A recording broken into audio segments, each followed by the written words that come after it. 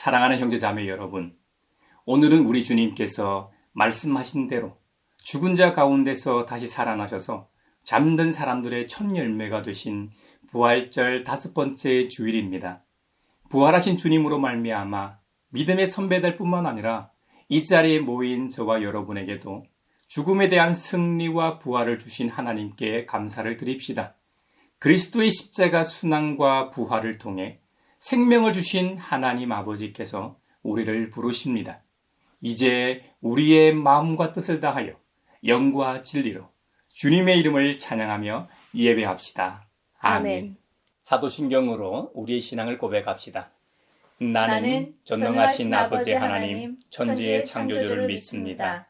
나는 그의 유일하신 아들, 우리 주 예수 그리스도를 믿습니다. 그는 성령으로 잉태되어 동정녀 마리아에게서 나시고 본디오 빌라도에게 고난을 받아 십자가에 못 박혀 죽으시고 장사된 지 사흘 만에 죽은 자 가운데서 다시 살아나셨으며 하늘에 오르시어 전능하신 아버지 하나님 우편에 앉아 계시다가 거기로부터 살아있는 자와 죽은 자를 심판하러 오십니다. 나는 성령을 믿으며 거룩한 공교회와 성도의 교제와 죄를 용서받는 것과 몸의 부활과 영생을 믿습니다. 아멘. 부활의 주님 나타나시사 두려움과 의심 물리치셨네. 주의 교회 기뻐 찬송하여라. 다시 사신 주님 죽음 이겼네. 주님께 영광. 다시 사신 주 사망 권세 모두 이기시었네. 지휘자의 지휘를 따라 새벽 암사슴의 가락으로 부르는 다윗의 노래. 주님께서 하신 이 모든 일을 회중이 다 모인 자리에서 찬양하겠습니다. 내가 서원한 희생 제물을 주님을 경외하는 사람들 앞에서 바치겠습니다. 가난한 사람들도 여러분들의 마음이 늘 유쾌하길 빕니다 하면서 축배를 들고 배불리 먹을 수 있을 것이다. 주님을 찾는 사람은 누구나 주님을 찬양할 것이다. 땅 끝에 사는 사람들도 생각을 돌이켜 주님께로 돌아올 것이며 이 세상 모든 민족이 주님을 경배할 것이다. 주권은 주님께 있으며 주님은 만국을 다스리시는 분이시다. 땅 속에서 잠자는 자가 어떻게 주님을 경배하겠는가? 무덤으로 내려가는 자가 어떻게 주님 앞에 무릎 꿇겠는가? 그러나 나는 주님의 능력으로 살겠다. 내 자손이 주님을 섬기고 후세의 자손도 주님이 누구신지 들어알고 아직 태어나지 않은 세대도 주님께서 하실 일을 말하면서 주님께서 그의 백성을 구원하셨다 하고 선포할 것이다. 아멘. 거기 못 가두네. 예수 내 구주 우리를 살리네. 예수 내 주 원수를 다 이기고 무덤에서 살아나셨네. 어둠을 이기시고 나와서 성도와 함께 길이 다스리시네. 사셨네. 예수 다시 사셨네. 만일 우리가 죄가 없다고 말하면 우리는 자기를 속이는 것이요 진리가 우리 속에 없는 것입니다. 우리가 우리 죄를 자백하면 하나님은 신실하시고 의로우신 분이셔서 우리 죄를 용서하시고 모든 불의에서 우리를 깨끗하게 해 주실 것입니다. 지난 한 주간 가정에서, 직장에서, 세상에서, 심지어 교회에서의 우리의 말과 행동을 돌아보며 자비롭고 은혜롭고 노하기를 도디하시는 주님 앞에 우리 죄를 고백합시다. 주님께서 저에게 은총을 베푸시는 것이 사실이면 우리의 악과 우리의 죄를 용서해 주시고 모든 불의에서 우리를 깨끗하게 해주시고 우리를 주님의 자녀로 삼아 주시옵소서. 내 마음속을 비추시는 주님, 어둠에서 나를 지켜주소서. 내 마음속을 비추시는 주님, 당신 사랑 안에 쉬리라. 내 마음속을 비추시는 주님, 어둠에서 나를 지켜주소서. 내 마음속을 비추시는 주님, 당신 사랑 안에 쉬리라.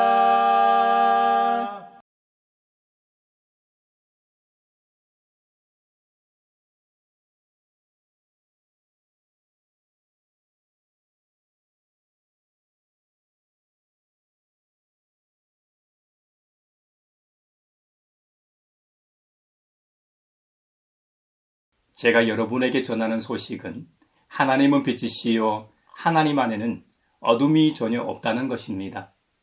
그러므로 하나님께서 빛 가운데 계신 것과 같이 우리가 빛 가운데 살아가면 우리는 서로 사귐을 가지게 되고 하나님의 아들 예수님의 피가 우리를 모든 죄에서 깨끗하게 해 주십니다. 이제 주님께서 우리의 죄를 용서하셨음을 주님의 이름으로 선언합니다. 아멘. 길과 진리 되신 주 할렐루야. 우리 부활하겠네 할렐루야. 부활 생명 되시니 할렐루야. 우리 부활하겠네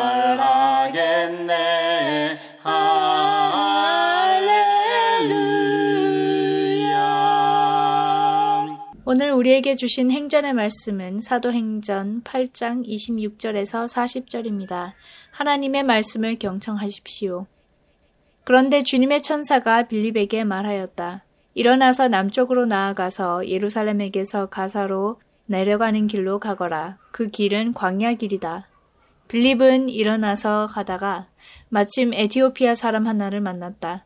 그는 에티오피아 여왕 간다게의 고관으로 그 여왕의 모든 재정을 관리하는 내시였다. 그는 예배하러 예루살렘에 왔다가 돌아가는 길에 마차에 앉아서 예언자 이사야의 글을 읽고 있었다. 성령이 빌립에게 말씀하셨다. 가서 마차에 바짝 다가서거라. 빌립이 달려가서 그 사람이 예언자 이사야의 글을 읽는 것을 듣고 지금 읽으시는 것을 이해하십니까? 하고 물었다. 그가 대답하기를 나는 지도하여 주는 사람이 없으니 내가 어떻게 깨달을 수 있겠습니까? 하고 올라와서 자기 곁에 앉기를 빌립에게 청하였다. 그가 읽던 성경 구절은 이것이었다. 양이 도살장으로 끌려가는 것과 같이 새끼 양이 털 깎는 사람 앞에서 잠잠한 것과 같이 그는 입을 열지 않았다. 그는 굴욕을 당하면서 공평한 재판을 박탈당하였다. 그의 생명이 땅에서 빼앗겼으니 누가 그의 세대를 이야기하랴. 내시가 빌립에게 말하였다. 예언자가 여기서 말한 것은 누구를 두고 한 말입니까? 자기를 두고 한 말입니까? 아니면 다른 사람을 두고 한 말입니까? 빌립은 입을 열어서 이 성경 말씀에서부터 시작하여 예수에 관한 기쁜 소식을 전하였다. 그들이 길을 가다가 물이 있는 곳에 이르니 내시가 말하였다. 보십시오, 여기에 물이 있습니다. 내가 세례를 받는 데에 무슨 거리낌이 되는 것이라도 있습니까? 빌립은 마차를 세우게 하고 내시와 함께 물로 내려가서 그에게 세례를 주었다. 그들이 물에서 올라오니 주님의 영이 빌립을 데리고 갔다. 그래서 내시는 그를 더 이상 볼 수 없었지만 기쁨에 차서 가던 길을 갔다. 그 뒤에 빌립은 아소도에 나타났다. 그는 돌아다니면서 여러 성에 복음을 전하다가 마침내 가이사랴에 이르렀다. 즐겁도다 이날 세세의 할 말 사망 권세 깨고 승리하셨네. 오늘 우리에게 주신 서신의 말씀은 요한일서 4장 7절에서 21절입니다. 하나님의 말씀을 경청하십시오. 사랑하는 여러분, 서로 사랑합시다. 사랑은 하나님에게서 난 것입니다. 사랑하는 사람은 다 하나님에게서 났고 하나님을 압니다.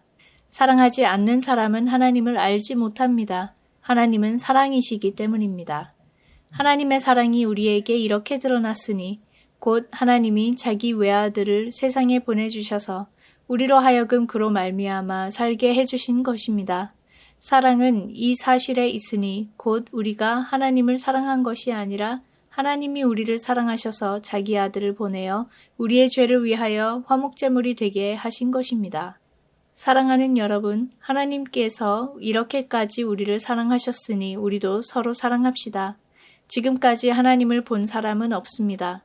그러나 우리가 서로 사랑하면 하나님이 우리 가운데 계시고 또 하나님의 사랑이 우리 가운데서 완성된 것입니다.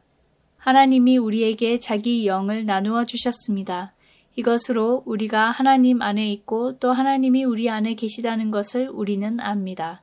우리는 아버지께서 아들을 사랑의 구주로 보내신 것을 보았고 또 그것을 증언합니다. 누구든지 예수를 하나님의 아들로 시인하면 하나님이 그 사람 안에 계시고 그 사람은 하나님 안에 있습니다. 우리는 하나님이 우리에게 베푸시는 사랑을 알았고 또 믿었습니다. 하나님은 사랑이십니다. 사랑 안에 있는 사람은 하나님 안에 있고 하나님도 그 사람 안에 계십니다. 사랑이 우리에게서 완성되었다는 사실은 이 점에 있으니 곧 우리로 하여금 심판날의 담대함을 가지게 하려는 것입니다. 우리가 이렇게 담대해지는 것은 그리스도께서 사신 대로 또한 우리도 이 세상에서 그렇게 살기 때문입니다. 사랑에는 두려움이 없습니다. 완전한 사랑은 두려움을 내쫓습니다. 두려움은 징벌과 관련이 있습니다. 두려워하는 사람은 아직 사랑을 완성하지 못한 사람입니다. 우리가 사랑하는 것은 하나님이 우리를 먼저 사랑하셨기 때문입니다. 누가 하나님을 사랑한다고 하면서 자기 형제자매를 미워하면 그는 거짓말쟁이입니다. 보이는 자기 형제자매를 사랑하지 않는 사람이 보이지 않는 하나님을 사랑할 수 없습니다. 하나님을 사랑하는 사람은 자기 형제자매도 사랑해야 합니다. 우리는 이 계명을 주님에게서 받았습니다. 즐겁도다 이날 세세의 할 말 사망 권세 깨고 승리하셨네. 오늘 우리에게 주시는 복음의 말씀은 요한복음서 15장 1절로 8절입니다. 주님의 말씀을 경청하십시오. 나는 참 포도나무요 내 아버지는 농부이시다. 내게 붙어 있으면서도 열매를 맺지 못하는 가지는 아버지께서 다 잘라버리시고 열매를 맺는 가지는 더 많은 열매를 맺게 하시려고 손질하신다. 너희는 내가 너희에게 말한 그 말로 말미암아 이미 깨끗하게 되었다. 내 안에 머물러 있어라. 그리하면 나도 너희 안에 머물러 있겠다. 가지가 포도나무에 붙어 있지 아니하면 스스로 열매를 맺을 수 없는 것과 같이 너희도 내 안에 머물러 있지 아니하면 열매를 맺을 수 없다. 나는 포도나무요 너희는 가지이다. 사람이 내 안에 머물러 있고 내가 그 안에 머물러 있으면 그는 많은 열매를 맺는다. 너희는 나를 떠나서는 아무것도 할 수 없다. 사람이 내 안에 머물러 있지 아니하면 그는 쓸모없는 가지처럼 버림을 받아서 말라버린다. 사람들이 그것을 모아다가 불에 던져서 태워버린다. 너희가 내 안에 머물러 있고 내 말이 너희 안에 머물러 있으면 너희가 무엇을 구하든지 다 그대로 이루어질 것이다. 너희가 열매를 많이 맺어서 내 제자가 되면 이것으로 내 아버지께서 영광을 받으실 것이다. 이것은 주님의 말씀입니다. 하나님 감사합니다. 즐겁도다 이날 세세의 할 말 사망 권세 깨고 승리하셨네. 사회를 위하여 기도합니다. 정부와 의사들의 충돌이 계속되면서 이제는 서울의 5대 상급 종합병원의 교수들이 주 1회 휴진하겠다고 결정했습니다. 어떤 교수들은 사직서까지 냈습니다. 전공의들의 대부분도 수련을 포기하고 지금까지 돌아오지 않고 있습니다. 이 와중에 응급실을 찾지 못해 사망하는 환자들, 암 수술과 치료를 못 받아 마음 졸이는 환자들이 속출하고 있습니다. 정부의 의대 정원 2,000명 증가 기조는 바뀔 생각이 없어 보이지만 부디 지금이라도 국민을 위해서 정부와 의사들이 대화하고 타협하게 하소서. 주님께 영광 다시 사신 주 사망 권세 모두 이기시었네. 교회를 위하여 기도합니다. 우리의 일터와 이 시대는 생존 경쟁에서 살아남고 성공하기 위해 남보다 약삭 빠르고 개인주의 성향이 주류를 이루고 있습니다. 하지만 교회와 그리스도인들은 이런 사회적 조류에 편성하지 않고 주님께서 세상 속으로 보내신 일터에서도 그리스도의 제자로서 살아가야 하는 사명을 가지고 있습니다. 그리스도인은 자기를 위한 삶도 중요하지만 주님 말씀대로 자기 부인과 자기 십자가를 지고 세상 속에서 그리스도의 뒤를 따라야 합니다. 주님, 우리에게 그런 힘을 주시고 세상의 방식이 아닌 하나님 나라의 방식대로 서로 사랑하며 이웃을 위해 살기를 원합니다.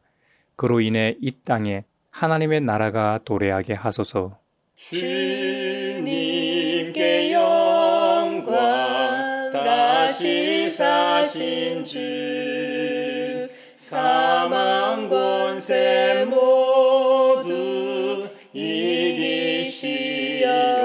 이기시었네. 세계를 위하여 기도합니다. 미국의 조류 독감이 계속 퍼지면서 소와 같은 포유류에게도 옮겨간 사례도 발견되었습니다. 그리고 그 독감 바이러스는 살균되고 유통되는 일부 우유에도 발견되었습니다. 아직은 인간에게 무해한 듯 하지만 연구 결과가 많이 나오지 않았습니다. 이번 독감 때문에 남극의 펭귄과 물범 군락이 떼죽음을 당하고 포유류인 돌고래에게까지 옮겨가 계속 변형되고 있다고 합니다. 언제 다시 변형되어 사람에게 옮길지도 모르는 일입니다. 부디 또 다른 팬데믹 상황까지 발전되지 않게 하시고 앞으로 있을 전염병도 대비하게 하소서.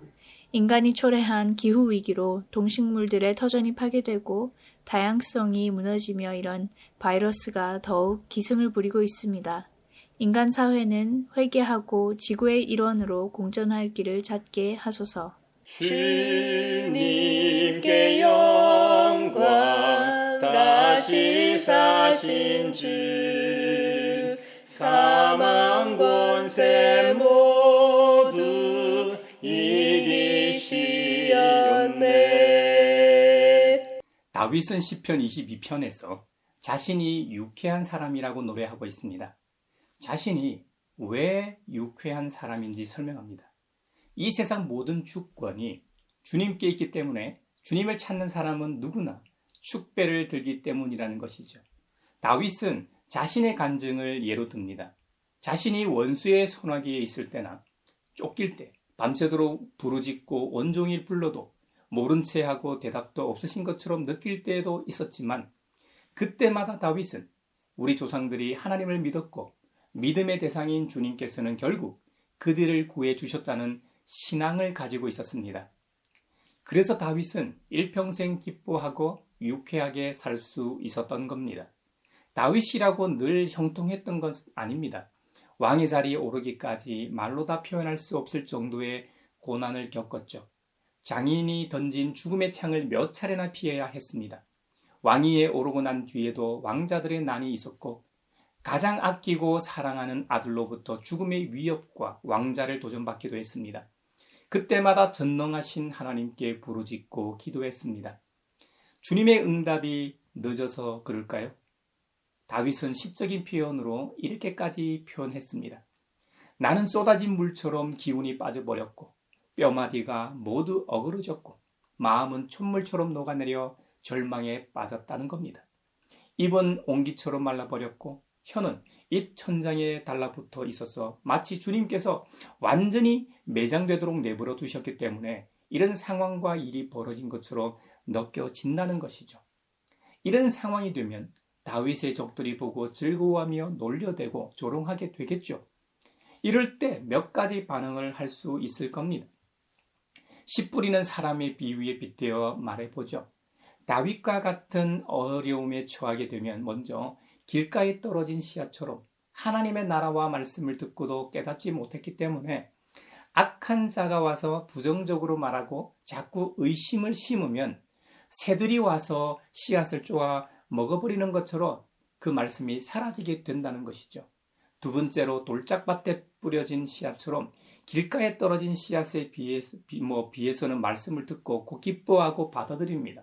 겉으로 보기에는 믿음도 있고 신앙생활 잘하는 것처럼 보이지만 이 사람도 그 속에 뿌리를 깊게 내리지 못했기 때문에 오래 버티지 못하고 말씀과 복음 때문에 환난이나 박해가 찾아오면 곧 걸려 넘어지게 됩니다.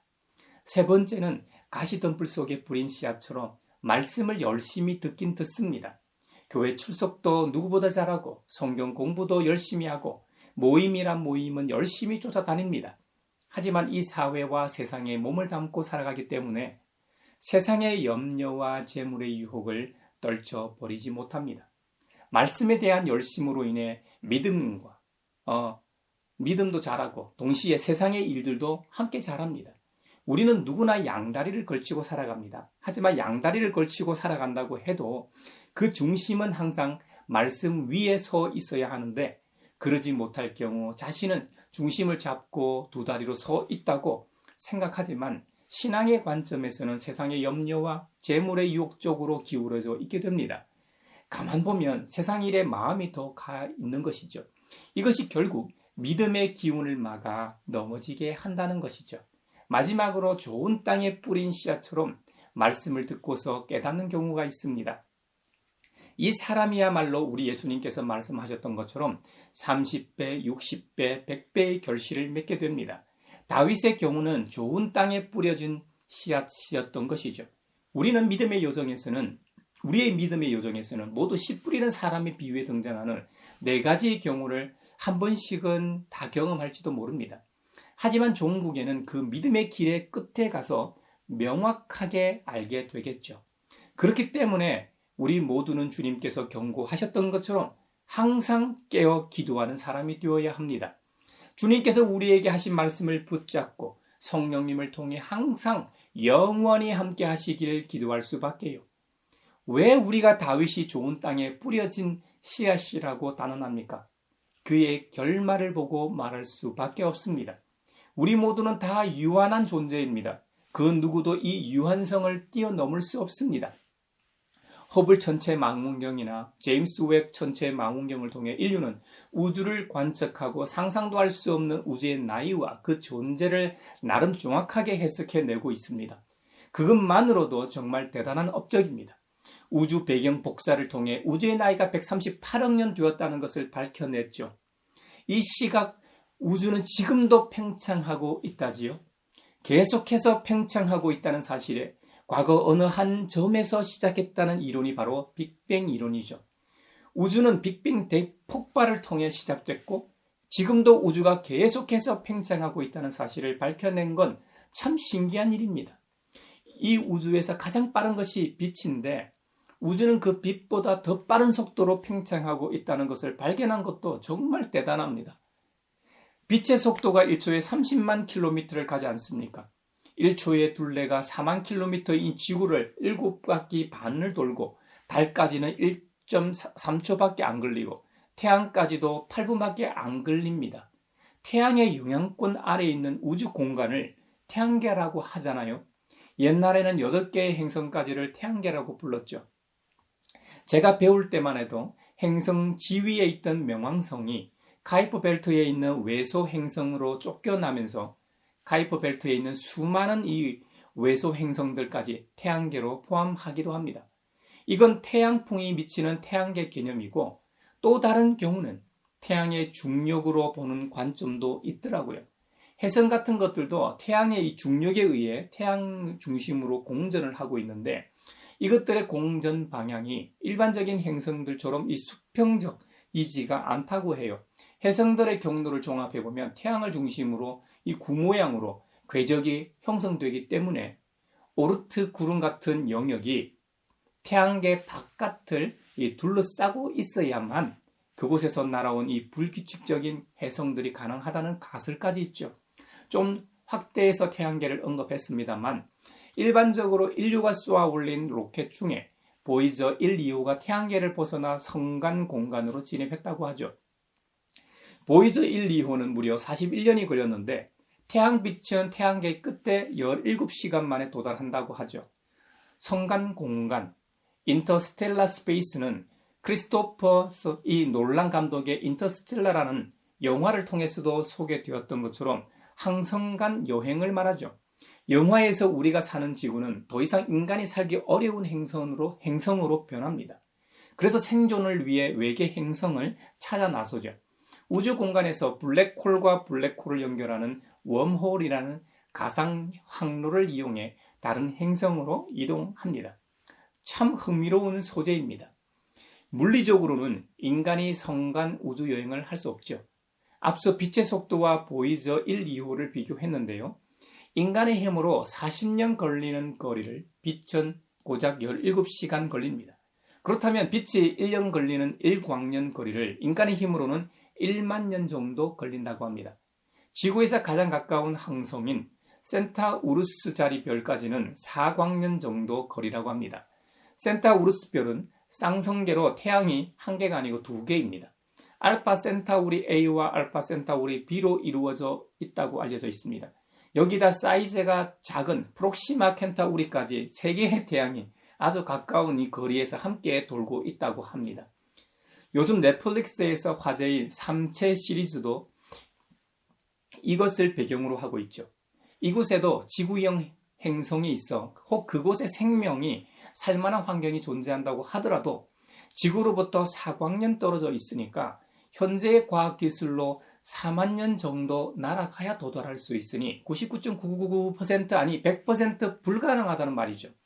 그럼에도 불구하고 우리 인간은 정말 놀라운 존재임에 틀림없습니다. 1969년 아폴로 11호가 지구 밖으로 나가 달에 갔다 온 이후 72년까지 아폴로 17호까지 수차례 달에 인간이 갔다 왔다 했지 이유는 없습니다. 올해 10월 아르테미스 3호가 발사되어 역사상 최초의 여성 우주 비행사 2명이 달에 착륙할 계획이라고 하지요. 이 정도의 기술로 우주에 대해 꽤나 많이 알고 있으니 정말 대단합니다. 처음에 빅뱅 이론이 세상에 나왔을 때 과학자들이 굉장히 싫어했다고 하죠. 빅뱅 이론이야말로 창세기의 이 증거를 과학적으로 설명한 것이라 생각했기 때문이죠. 태초의 우주는 엄청난 밀도도 크고 무지막지하게 뜨거웠다고 합니다. 그 상태에서 빅뱅이라는 대폭발이 일어나 팽창 우주가 됐다는 것이 현대 우주론의 정설이기 때문이죠. 천체 과학자들은 빅뱅 발생 후 1초 이후부터 지금까지는 밝혀냈습니다. 하지만 우주의 기원과 빅뱅 발생 1초 가장 중요한 그 시점은 앞으로도 절대로 설명할 수 없을 겁니다. 저는 그런 점에서 창조주 하나님만이 설명이 가능하다고 믿습니다. 이것은 창세기 1장에 나오는 창조주 하나님께서 태초의 말씀으로 빛이 있으라고 말씀하신 이후 세상에 빛이 생겼고 이후 1월 성시 해와 달과 온갖 별과 은하들이 생겨난 것과 같기 때문이죠. 몇 차례 언급했습니다만 저도 처음에는 전통적인 장로 교회에서 성장하다 보니 젊은 지구론에 심취해 있었습니다. 하지만 지금은 성경에 나오는 창조의 6일을 문자적 6일, 현재의 우리의 시간인 6일로 이해하지 않습니다. 지적 설계자이신 창조주 하나님의 창조 섭리에 따라 빅뱅이 발생했고 이후 진화의 과정을 거쳐 지금에 이르고 있다고 이해하고 있습니다. 어폐가 있습니다만 하나님의 형상을 닮은 인간만은 진화론이 아니라 전통적 입장을 고수하고 있죠. 이토록 놀라운 세상과 사람들의 이성적인 설득과 공격, 그리고 환경에 대한 이해와 해석으로 우리를 시험할지 모릅니다. 그때 다윗은 절대자 하나님만을 믿고 의지했습니다. 그리고 그 주님께 살려달라고 애원하며 간구했습니다. 결국 하나님께서는 다윗을 사망의 음침한 골짜기에서 건져주셨습니다. 이것이 믿음의 선배들이 걸어왔던 믿음의 여정입니다. 출애굽 때 그 어느 시기보다도 강력한 기적을 경험했음에도 불구하고 광야라는 최악의 상황과 환경에서 이스라엘 사람들은 기적의 경험보다 당장 먹을 것이 없음에, 당장 마실 물이 없음에, 당장 건강상의 문제 때문에 넘어지고 말았습니다. 결국 성경을 통해 보는 것은 믿음의 문제입니다. 우리의 환경과 상황이 아무리 절망적이라고 해도 그 문제보다 크신 하나님을 바라보고 믿고 의지하느냐의 문제인 것이죠. 다윗은 어떤 경우에도 그 하나님을 믿고 신뢰했습니다. 그리고 끝까지 기도의 끈을 놓지 않았습니다. 이것이 중요합니다. 그래서 우리 주님 예수님께서도 믿음이 적은 자들아, 왜 믿음이 없느냐? 깨어 기도할 순 없었느냐라고 반문하시는 것입니다. 우리가 구약이나 신약과 같은 성경 말씀을 통해 교훈 삼는 것은 바로 이런 점입니다. 특히 욥기나 시편을 통해 인간적인 면에서 우리만 사는 동안 고난과 시련을 겪은 것이 아님을 보게 됩니다. 정말 믿음 좋은 사람들, 남에게 해코지 한번 안 한 의인들에게도 시험거리는 찾아온다는 것을 말입니다. 그때 그들이 어떻게 말하고 행동했는지 교훈을 얻기 위해 성경을 보고 듣고 읽는 것입니다. 해답이 바로 이 성경 안에 있습니다. 그들은 한결같이 문제를 해결하시는 주님께 엎드렸습니다. 기도만이 답입니다. 우리가 살아가면서 여러 종류의 기쁨이 있을 수 있습니다. 좋은 사람과 함께 있을 때도 기쁘고, 가족이 화목할 때도 기쁘고, 내 자신이 자녀가 좋은 대학에 입학하고 안정적인 직장에 취업할 때도 기쁠 겁니다. 아기가 태어나면 더할 나위 없이 온 가족의 기쁨이 되죠. 특히나 오래도록 아이가 없었는데 아기가 생기면 정말 기쁠 겁니다. 건강이 안 좋았는데 쾌차해 병이 낫고 건강해졌을 때 정말 기쁠 겁니다. 새 인생을 사는 것도 기쁠 겁니다. 때론 스포츠 경기에서, 특히 축구에서 숙명의 라이벌인 일본을 이겼을 때도 기쁠 겁니다. 이건 축구 팬이 아니더라도 느끼는 감정입니다. 기업이나 기관에서도 성과를 달성했을 때 기쁘죠. 사원들은 초과 달성으로 성과급을 받게 되면 재지게 기뻐요. 교회 공동체도 전도가 잘 되고 수적으로나 질적으로 성장하게 되면 참 기쁘죠. 이 세상의 기쁨 중 단연 최고는 영적 기쁨일 겁니다. 오늘 다윗이 노래하는 기쁨과 유쾌함이 바로 이 기쁨입니다. 사도행전 8장에 보면 사도 빌립이 성령님의 인도하심으로 예루살렘에서 가사로 내려가는 길에 에티오피아 사람 한 명을 만나게 됩니다. 그는 에티오피아 여왕 간다게의 고관으로 재정을 관리하는 내시였습니다. 그 내시가 구약 성경의 일부를 보고 있었습니다. 요즘이야 누구나 책을 접할 수 있지만 2000년 전 고대 사회에서는 특권층만 책을 소유하고 볼 수 있었습니다. 내시가 어떤 위치에 있었는지 알 수 있는 대목이죠. 때마침 이사야의 글을 읽고 있었습니다.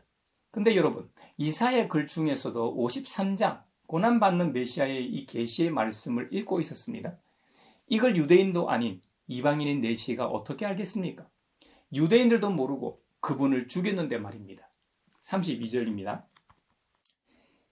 양이 도살장으로 끌려가는 것과 같이 새끼 양이 털 깎는 사람 앞에서 잠잠한 것과 같이 그는 입을 열지 않았다.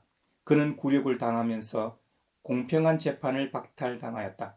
그의 생명이 땅에서 빼앗겼으니 누가 그의 세대를 이야기하랴. 이건 그리스도인이 아니라면 절대로 알 수 없는 내용입니다. 요즘이야 정보가 다 오픈된 상황이라 믿지 않는 평론가들이나 일반 사람들도 알고 있는 정보입니다. 성령 충만한 빌립이 에티오피아 여왕의 재정 관리였던 내시에게 그가 읽고 있던 성경 내용에서부터 시작하여 예수님에 관한 복음의 기쁜 소식을 명확하게 풀어 설명합니다. 이때 놀라운 일이 벌어집니다. 내시가 자청해서 자신이 가지고 있던 물을 내어 보이면서 세례를 받겠다고 합니다. 그 즉시 빌립은 내시에게 주님의 이름으로 세례를 베풀었습니다. 그 뒤 내시는 기쁨에 차서 가던 길을 갔다고 했습니다. 이것이 참된 기쁨입니다. 내시는 굉장한 부자였습니다. 상상할 수 없을 만큼 권력과 명예도 있었습니다. 하지만 그런 기쁨은 잠깐입니다. 자신이 가지고 있던 자리나 물질이 사라지면 함께 사라질 안개 같은 기쁨인 것이죠.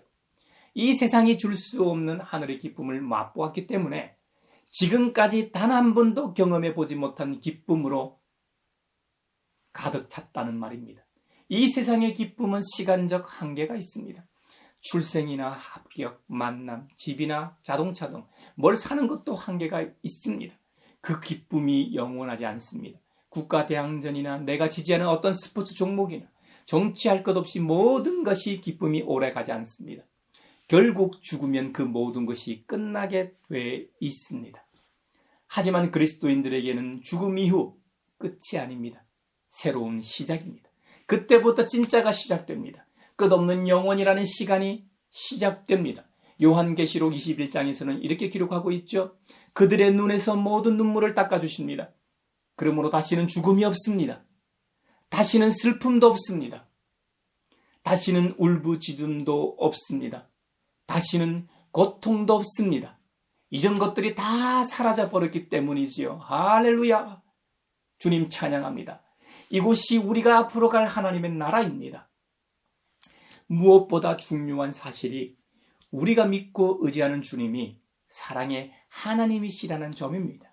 사랑이라는 것이 하나님에게서 난 것입니다. 아무것도 없는 이 세상에 사랑이라는 것이 어떻게 시작되었습니까? 창조주께서 태초에 사랑으로 이 세상을 창조하고 만드셨습니다. 특히 인간을 하나님의 형상대로 지으시고 그들에게 하나님 대신 이 세상을 관리하게 하시지 않았습니까? 우리가 살아가는 이 세상이 지금 힘든 것은 청지기로서 소임을 다하지 않은 바로 우리 탓입니다. 바로 제 탓입니다. 왜 기후 위기를 맞았나요? 생태 환경을 우리 마음대로 사용하고 파괴했기 때문입니다.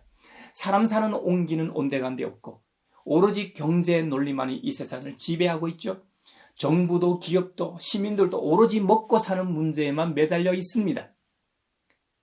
예수님께서는 무엇을 먹을까, 무엇을 마실까, 몸을 위하여 무엇을 입을까 염려하지 말라. 목숨이 음식보다 중하지 아니하며 몸이 의복보다 중하지 아니하냐라고 반문하셨습니다. 이 세상을 창조하신 하나님께서 이 세상에 존재하는 것들을 그냥 굶겨 죽이거나 내버려 두시겠냐는 것이죠. 우리는 이 세상 그 무엇보다도 소중한 존재들입니다. 할렐루야. 그것도 하나님의 형상을 닮은 존귀한 존재들입니다. 그러니 무엇을 먹을까, 무엇을 마실까, 무엇을 입을까 염려하지 맙시다. 이것들은 그 필요가 채워지면 사라질 염려요, 괴로움들입니다. 하지만 영원한 나라의 것은 그런 것들로 채워지는 것이 아닙니다. 오직 그 나라의 주인이신 하나님께서 주셔야만 누릴 수 있는 기쁨입니다. 영원한 생명 말입니다. 우리는 주님 말씀처럼 하나님의 나라와 주님의 의를 위해 간구하며 사는 존재가 되도록 합시다. 세상이 우리 믿는 그리스도인들을 어떻게 아는 줄 아십니까? 사랑하는 모습으로 알게 됩니다. 사랑하지 않는 사람은 하나님을 알지 못한다고 성경은 단언합니다. 저와 여러분은 사랑할 줄 아는 사람입니까? 아니면 이기적인 사랑만 알고 성경이 말하는 사랑은 할 줄 모르는 사람입니까? 하나님의 사랑을 받은 사람은 사랑하지 않을 수 없습니다. 하나님은 자신의 사랑을 드러내시기 위해 하나밖에 없는 자기 외아들을 세상에 보내주셨습니다. 불순종한 우리를 대신해서 십자가에서 죽게 하시고 우리 죄를 용서하셨고 우리로 하여금 그로 말미암아 영원히 살게 해주셨습니다. 여러분, 지금까지 하나님을 본 사람은 없습니다. 하지만 이 땅에 성육신하신 하나님, 예수님을 통해 우리는 하나님을 보게 되었습니다. 하나님이 정말 우리를 사랑하시는구나 알게 되었다는 말이지요. 그래서 하늘의 사랑을 맛본 자로서 사랑하게 되면 세상은 우리를 통해 우리의 사랑의 행위를 통해 사랑을 보고 듣고 맛을 보게 됩니다. 사랑의 근원이신 하나님을 알게 된다는 것이지요. 예수님은 하나님이시기 때문에 사랑하실 수 있죠. 하지만 만약 우리가 사랑한다면 문제는 달라집니다. 우리는 신적인 존재가 아닙니다. 우리도 이 세상 사람들과 별반 다르지 않는 존재입니다. 그런데 자신들이 세상 사람들이 잘 알고 있는 우리 각자가 그들을 사랑하게 된다면 진짜로 사랑의 하나님이 존재하는가 보다 아니고서야 어떻게 내가 아는 저 인간이 나를 사랑할 수 있지 할 겁니다. 무엇보다 우리가 사랑하면 하나님의 사랑이 우리 가운데서 완성된다는 사실입니다. 이거 정말 멋진 일 아닙니까? 내가 행한 작은 이 사랑의 행위가 위대한 하나님의 사랑을 완성한다. 정말 대단하고 놀라운 일입니다. 오, 주님 찬양합니다. 사랑받아야 할 우리가 어떻게 사랑하며 사랑을 나누어 줄 수 있을까요? 하나님이 우리에게 주님의 영을 나누어 주셨기 때문에 나눌 수 있는 존재가 되었습니다. 예수님은 자신의 영인 성령님을 통해 우리와 영원히 함께 하십니다. 그 말은 주님이 우리 안에 계시고 또 우리가 주님 안에 있다는 말이 됩니다. 그러니 하나님과 우리가 하나이기 때문에 원래는 사랑할 수 없는 존재가 사랑하는 존재가 되는 것입니다. 할렐루야. 우리 예수님은 비유를 주시길 예수님 자신은 포도나무라고 하셨습니다. 우리는 포도나무라는 예수님의 가지라고 하셨죠. 우리가 사랑이라는 열매를 맺기 위해서는 반드시 사랑의 포도나무에 붙어 있어야만 가능합니다. 어떤 가지든 나무에서 떨어지는 순간 곧 말라버립니다. 사랑이라는 성질도 사랑의 나무에서 떨어지면 사랑할 수 있는 힘이 바닥나게 됩니다. 그러므로 우리는 무조건 주님이라는 나무에 꼭 붙어 있어야 합니다. 우리 모두 찰떡같이 붙어 있길 바랍니다. 에티오피아 여왕 간다게의 재정 담당 내시가 기쁨으로 가득 차 자신의 나라로 돌아갔던 것은 복음을 듣고 믿음으로 받아들이고 세례를 받음으로 성령이 충만했기 때문입니다. 바로 성령님을 통해 주님이 내시 안에 계시고 또 내시가 주님 안에 거하게 되었기 때문에 기쁨이 충만했던 것입니다. 주님이 내시 자신을 얼마나 사랑하시는지 깨닫게 되었기 때문에 기쁨을 주체할 수 없었다는 말입니다. 우리가 제 아무리 성령 충만한 사람이라고 말해도 누가 알겠습니까? 우리도 눈으로는 성령님의 존재를 본 적도 없고 설명할 길도 없는데 말입니다. 성령님이 함께 하신다는 증거는 죽은 사람을 살리고 시각장애인이나 지체장애인 같은 사람을 고쳐주는 엄청난 기적이 아닙니다. 물론 그런 일이 일어나길 간절히 바라고 실제로 우리 가양교회에서 그런 일상이 되길 바라고 소망하고 축원합니다. 하지만 진짜로 중요하고 우리가 할 수 있는 것은 바로 사랑입니다. 사랑. 사랑의 능력이 모든 것을 가능하게 합니다. 성령님은 우리에게 사랑하게 하는 힘을 주시고 사랑을 통해 자신의 존재를 증명하십니다. 바로 우리의 사랑의 행위를 통해 성령님의 존재를 증명한다는 의미입니다. 요한일서 4장에서는 누가 하나님을 사랑한다고 말하면서 만약 자기 형제자매를 미워하면 그는 거짓말쟁이라고 말합니다. 보이는 자기 형제자매를 사랑하지 않는 사람이 어떻게 보이지 않는 하나님을 사랑할 수 있느냐는 말이죠. 맞는 말 아닙니까? 그러므로 사랑하는 형제자매 여러분, 우리 모두가 하나님을 사랑합니까? 아멘이시지요?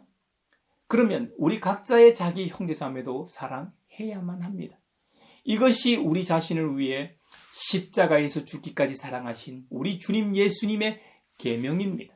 우리 모두 훗날 묘비명에 사랑하다, 주님의 부르심을 받다라고 기록되길 축원합니다.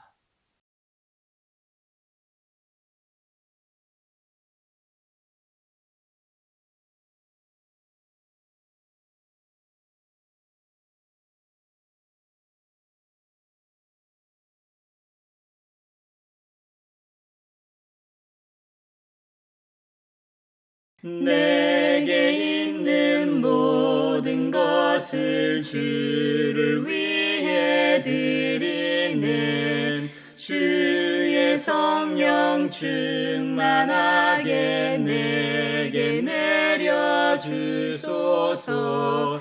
주께 드리네, 주께 드리네. 사랑하는 구주 앞에 모두 드리네. 아멘.